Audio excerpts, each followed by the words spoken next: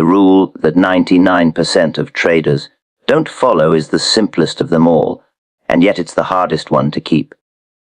Do you know what it is? It's the rule of sitting tight, not the rule of getting in, not the rule of finding the tip, not the rule of reading the tape, but the rule of doing nothing once you're right. And nothing, my friend, is the hardest thing in this game. Every trader wants to trade. Every speculator thinks the business of speculation is buying and selling, hopping in and hopping out, catching this wiggle or that jiggle. But I'll tell you plain, the money isn't in the buying and the money isn't in the selling. The money is in the waiting. How many times have you been right in your judgment and wrong in your pocketbook simply because you couldn't sit still? Be honest with yourself now. How many times? You see, a man can read the tape correctly. He can sense the market tone. He can smell the trend starting. He can be dead right. And yet, by selling too soon, he makes just a crumb of what he should have made. Or worse, he jumps back in because he thinks he missed the real move, and that's when the market takes him by the collar and throws him against the wall. The market punishes the restless. Did you ever notice that? The market takes pleasure in teaching lessons to the impatient. Now let me tell you a story. Years ago, when I was just a boy in the bucket shops, I used to scalp points here and there, nickel and dime profits. I thought I was clever, and in those bucket shops, being quick, being nimble, it worked for a time. But when I graduated to Wall Street, the real game, I tried to play the same tricks. And do you know what happened? I lost. I lost because the real game isn't about catching pennies. It's about catching the big swing. And you don't catch the big swing by jumping in and out like a jack in the box. No, sir. You catch it by getting in right and then sitting tight. But sitting tight isn't natural. It goes against a man's instincts. A man wants action. He wants to feel he's doing something. The minute the price goes against him a little, he feels he has to act. Or the minute he has a small profit, he feels he has to take it before it slips away. Tell me, haven't you done it yourself? Haven't you cut a profit short just because you were afraid it might disappear, and then watched the stock march on without you, leaving you standing on the curb while the parade went by? The rule 99% of traders don't follow is the rule of letting the market prove you right. Not half right, not almost right, but fully right. That means you must wait. You must give the market time to develop, and that's where most men fail. They don't give the market time. They want the profit now, this minute, this hour. They don't want to endure the waiting. And that's why most men never make the real money. I'll tell you another thing. Most traders think the danger lies in being wrong. They think the great risk is in making a losing trade. But the truth is, the greater danger is being right and not making the money that rightness should have given you. Because being right in direction, but wrong in execution, that is the bitterest pill a trader can swallow. And haven't you tasted that bitterness yourself? Haven't you felt the sting of selling too soon and then seeing the stock go exactly where you knew it would go? Listen to me. The market doesn't reward brains as much as it rewards character. You can know everything, you can read everything, you can calculate everything, and still fail if you don't have the character to follow the one rule almost nobody follows. The rule of staying put. Character is what lets a man endure the hours when the market tests his patience. Character is what keeps his hand from reaching for the sell button just because he's nervous. Do you have that kind of character? That's the question you have to ask yourself. You see, when I talk about sitting tight, I don't mean being stubborn in a losing position. Never confuse the two. If you're wrong, you must get out. Always. The first loss is the best loss. But once you're right, once the market confirms your judgment, then your job isn't to do more, it's to do nothing. And nothing, as simple as it sounds, is the hardest work in speculation. I remember in 1907, during the panic, I made millions because I sat. I was short, and the market was breaking, and every instinct in me said, take the money. Cover. Don't be greedy. But I didn't listen to those instincts. I listened to the rule. I sat. And the sitting made the millions. That same year, I saw others who were right but couldn't hold. They took their profits too early, and they left the big money on the table. They let fear rob them. Isn't fear the enemy of every trader? Fear and hope. That's what ruins most men. They fear when they should hope, and they hope when they should fear.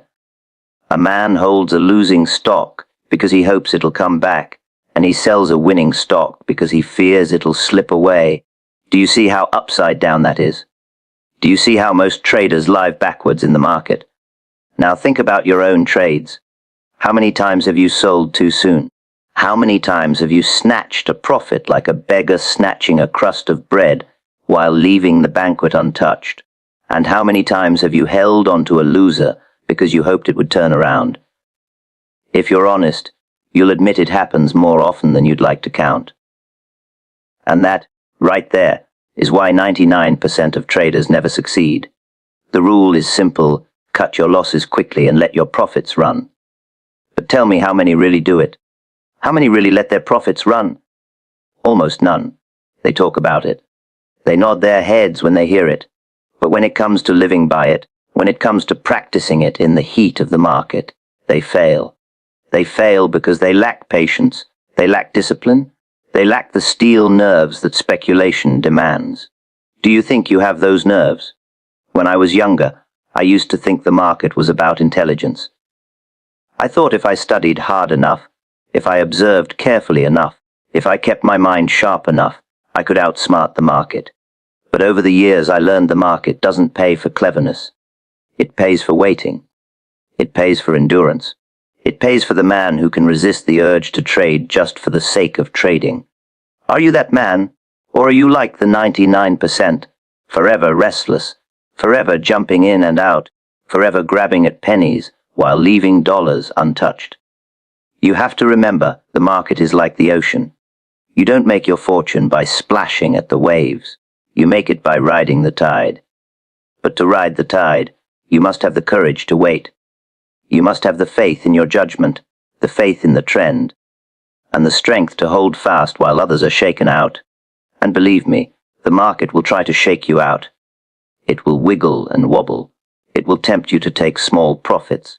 It will scare you with small reactions.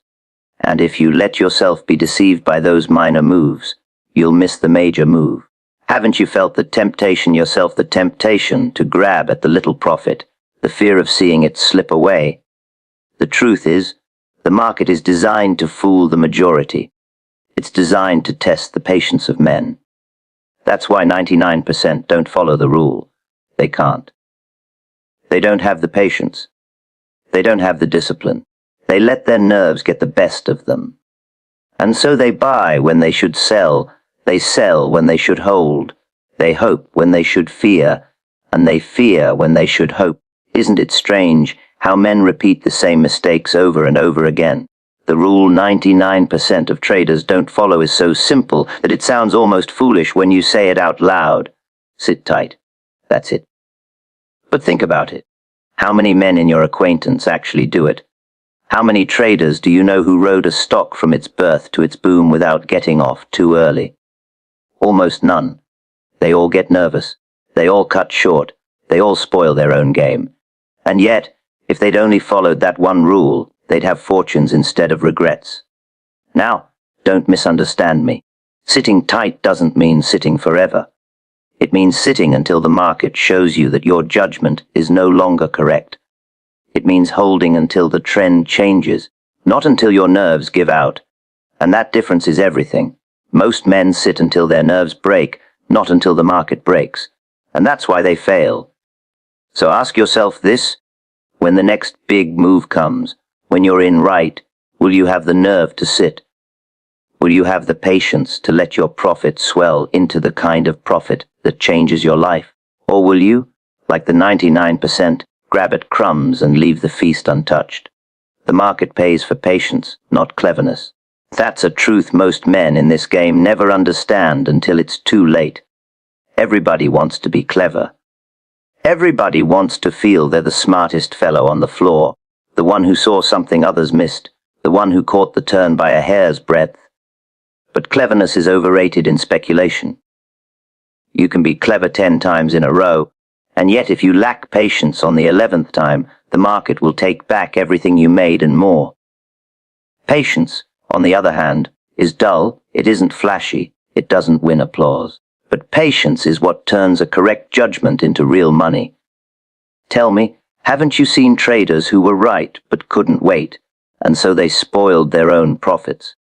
I've watched men walk into the market with all the brains in the world, men who could calculate to the 8th decimal, who could recite balance sheets backwards, who could analyze a company's prospects down to the last copper tack.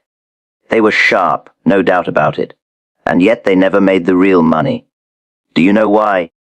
Because they couldn't sit still. The minute the stock ticked against them, they grew uneasy. The minute it ticked in their favor, they snatched at the small gain. Their cleverness didn't save them, because the market isn't a puzzle to be solved. It's a tide to be ridden. And tides don't care about cleverness.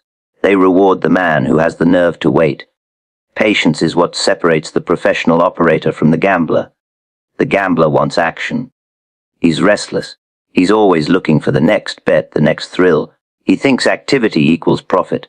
But in speculation, activity often equals ruin. The operator, the man who lasts, he knows his edge isn't in constant trading. His edge is in waiting for the big opportunity and then holding on when he's right. That requires patience of the kind most men can't muster. Do you think you have it? Cleverness gives a man ideas, but patience gives him profits. I can't count the times I've been in a stock and seen the quick boys grab their little point or two and be gone, feeling smug about their neat trick. And then the stock would run 20, 30, 50 points, while they stood outside watching, wishing. Their cleverness gave them crumbs, my patience gave me loaves. And yet most traders still chase cleverness. Why? Because cleverness flatters the ego. Patience humbles it. You have to understand, the market is designed to tease cleverness. It offers 100 small moves every day, plenty of chances for a man to show off his nimbleness. But the big swing, the move that makes fortunes, comes rarely, and it takes time. It requires a man to hold his position through all the little jiggles and jolts that tempt him to act. Cleverness jumps at those jiggles. Patience ignores them. Patience says, the real move hasn't finished, the trend hasn't ended, the game isn't over, and that voice of patience is the one the market pays in the end. Haven't you ever felt the tug to close out early, only to regret it when the real move revealed itself? I'll tell you, the most money I ever made wasn't because I was cleverer than the other fellow. It was because I sat longer. In 1929 I saw the market breaking. I was short. My judgment was correct, but if I'd let cleverness dictate, I would have covered too soon, thinking I'd made a neat turn. Instead, I waited. I held my ground. I let the market unravel in its own time.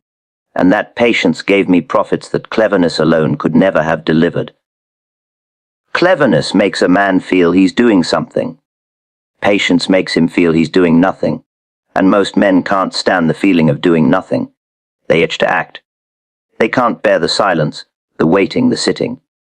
But speculation is a waiting game. You wait for the right setup. You wait for the market to confirm, and then you wait for the move to unfold. Most men fail at one of those waits. They get in too soon, or they get out too soon. The man who succeeds is the one who waits through all three. Do you have the temperament to do that? Another thing, cleverness makes you fight the market, while patience makes you follow it. A clever man wants to pick tops and bottoms. He wants to be the hero who calls the turn. But the patient man waits until the turn is clear, until the market itself shows its hand, and then he rides along, without ego, without the need to be the smartest in the room. Who do you think the market rewards more, the man who fights to outsmart it, or the man who patiently follows its lead? Patience isn't just about holding profits. It's also about waiting for the right opportunity before you risk your capital. How many traders throw money at second-rate chances because they can't bear to sit idle? They think they have to be in the market all the time.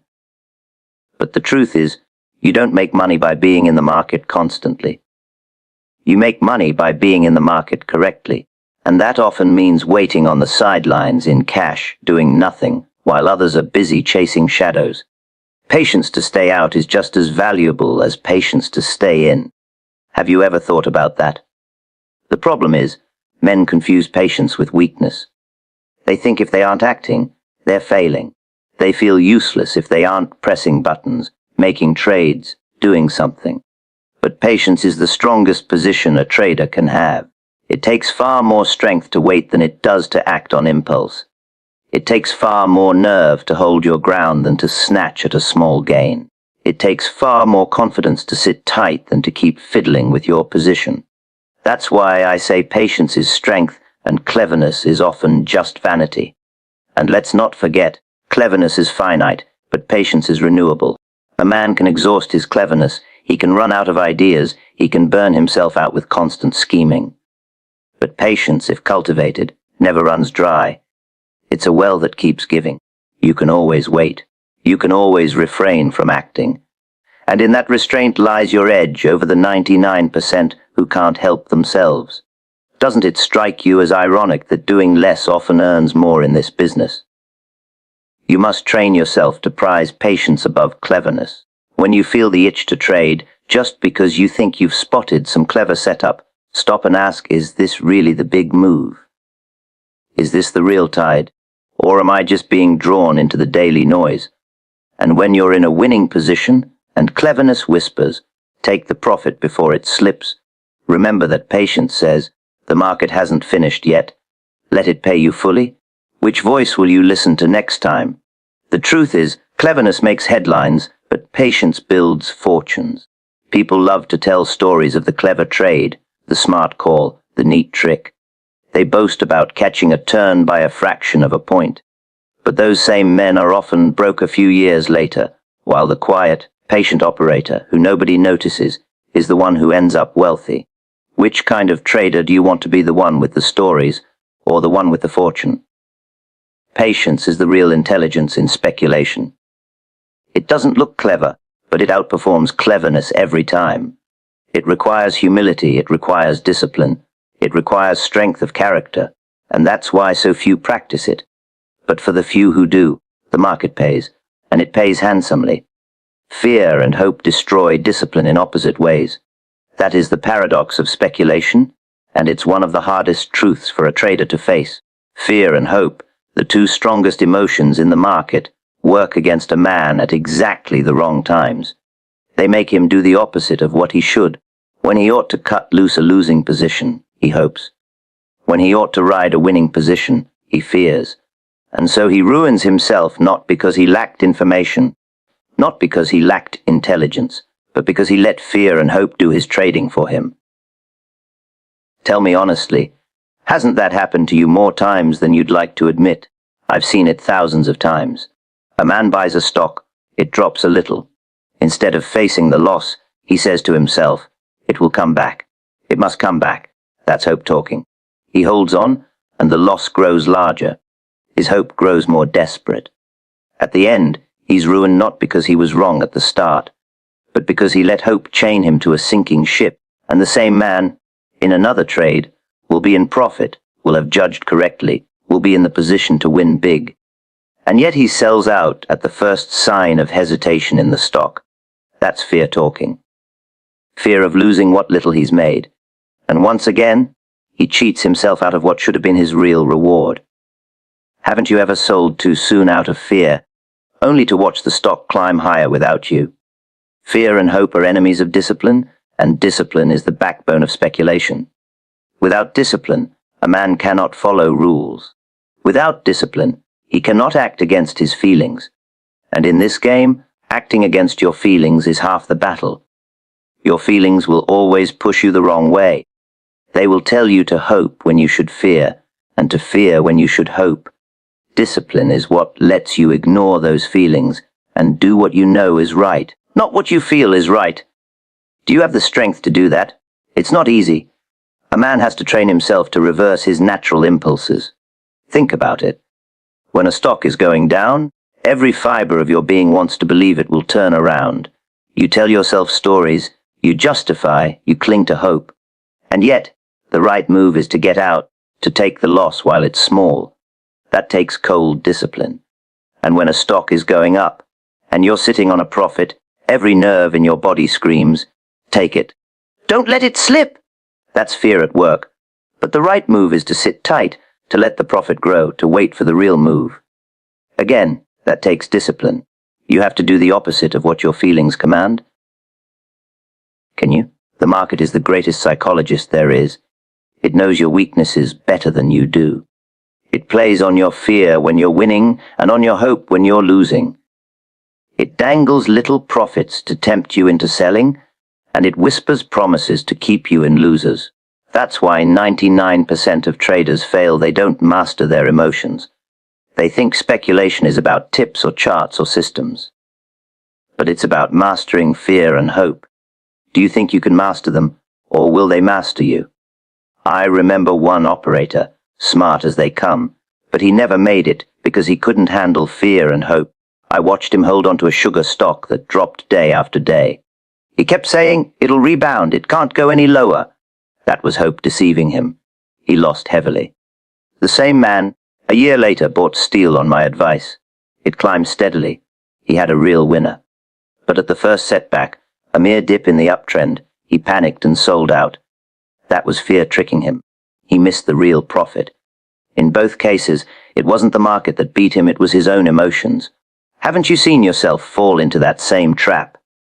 The truth is, hope belongs outside the market. Hope is for your family, your future, your dreams. But hope has no place in speculation. The market doesn't care about your hopes. It doesn't rise because you want it to rise. It doesn't turn around because you need it to. Bringing hope into speculation is like bringing a candle into a storm. It will flicker out and leave you in the dark. And fear, too, has its place. Fear keeps a man alive in dangerous places.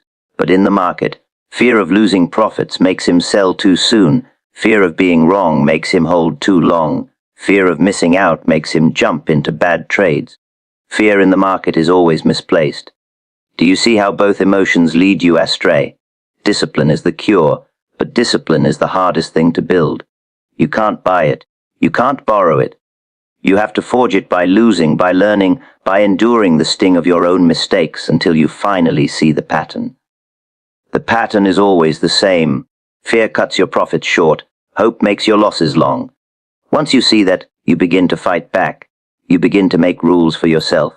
Cut losses quickly. Let profits run. Follow the trend, not your nerves. But even then, the test is constant. Every day the market will try to make you forget your rules.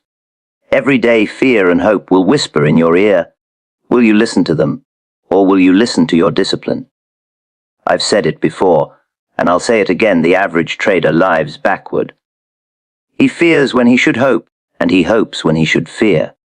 He clings to losses and sells out of profits. He does it because he lets his emotions run the show. And until he reverses that habit, he will never succeed. The successful trader is the one who fears big losses and cuts them, who hopes for big profits and holds them. He has trained himself to do the opposite of what comes naturally.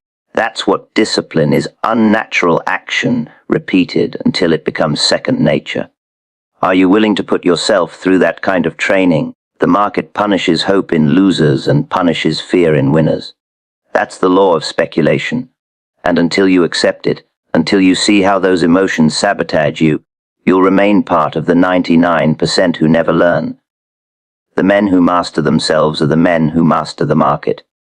Everyone else is just grist for the mill, and the mill grinds without mercy. A trader's character matters more than his brains. That's a hard truth, and most men in speculation don't like to hear it. They think this game is about intelligence, about cleverness, about who can calculate faster or analyze deeper. They think the market pays for brains. But I'll tell you from experience, the market doesn't pay for brains, it pays for the right character. Brains can tell you what to do, but only character makes you do it. And doing it, not knowing it, is what makes the difference between success and failure.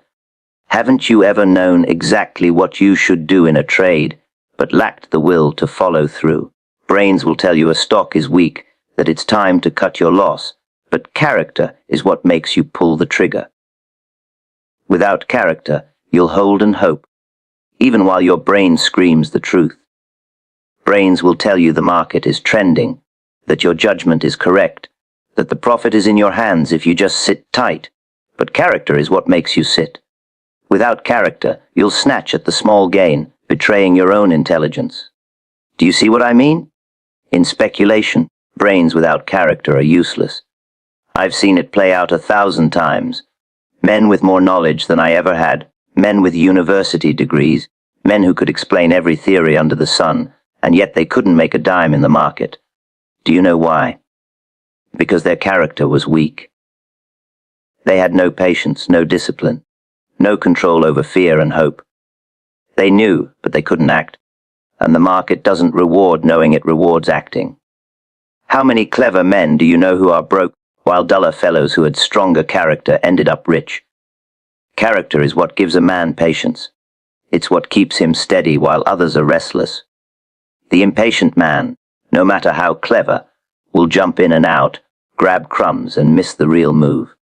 The man with character will wait, will endure the temptation, will sit still when sitting still is hardest. And that's how he makes the big money. Isn't it true that your hardest trades are never the ones you didn't understand, but the ones you couldn't hold? Character is also what gives a man courage. The market tests your courage every day. It throws you losses, it throws you false moves, it tries to shake your confidence. A man without character folds under that pressure. He listens to tips, he listens to rumors, he gets rattled by every jiggle in the tape.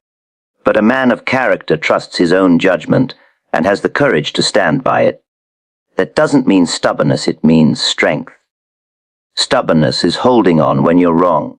Courage is holding on when you're right. Do you have the courage to distinguish between the two? Brains can see an opportunity, but only character can seize it. I've seen traders spot the big move before anyone else. They were right, dead right. But when the moment came to act, they hesitated. They second-guessed themselves. They let fear or greed paralyze them. The move came and went, and their brains counted for nothing.